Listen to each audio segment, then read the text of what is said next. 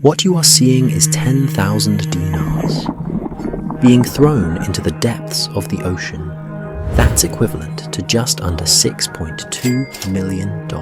That is based on just today's market trend and is, in other words, a fortune. The famous narration where, he had 10,000 dinar, which, just for context, that's gold coins.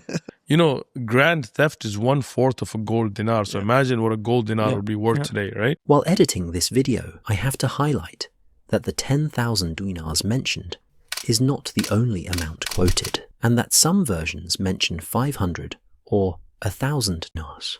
However, the amount does not impact the benefits derived from the story and is still a massive sum of money at the very least. By now, you're probably wondering whose money this is, and how did we even get here in the first place? This is Imam Bukhari.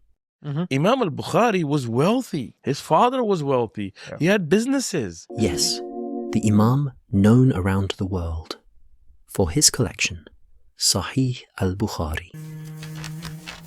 And to compile such a masterpiece, he had to travel around the Muslim world. Now, although he's wildly renowned for his religious contributions, that success also translated into the business world, which allowed him to go on his journeys. And in one of those journeys, he boarded a ship, and they set sail.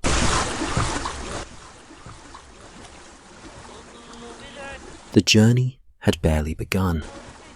The environment was calm. The kind of calm where conversations stretch, and strangers stop feeling like strangers. See, Imam Bukhari wasn't traveling like a king. He was just another scholar on a ship surrounded by merchants and travelers. And as the journey continued, the crew started getting to know each other more and more. Even Imam Bukhari, he was engaging in long conversations with someone who, for storytelling purposes, will be referred to as the merchant.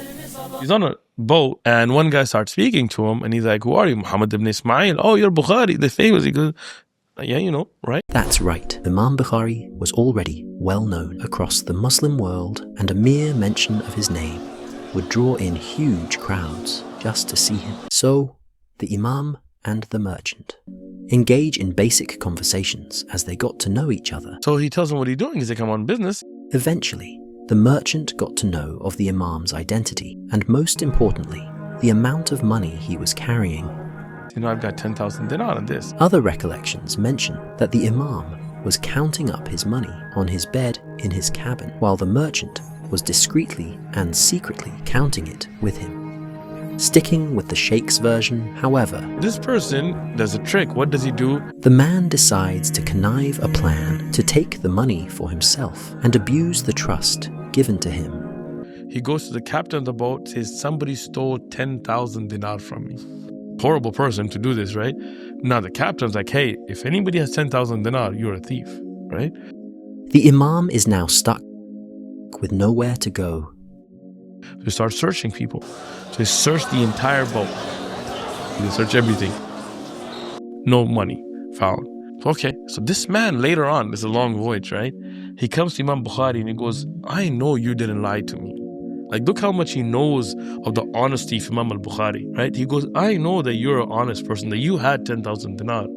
What'd you do with it?" Yeah. Right? So, what did he do with the money? Imam Bukhari says, "I threw it over the boat into the ocean." Reputation. Just dropped it. 10,000 gold dinars. Gone, just like that. So the man says, "Why?" Tell him like what kind of dinar and this, and I would have been come out as false. You just threw it in the ocean.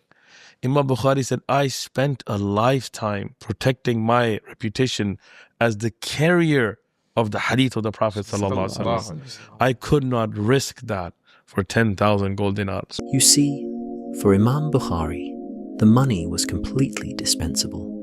What wasn't dispensable was his reputation, and the chance that it could end up tarnished from this. That is something he would never, ever compromise.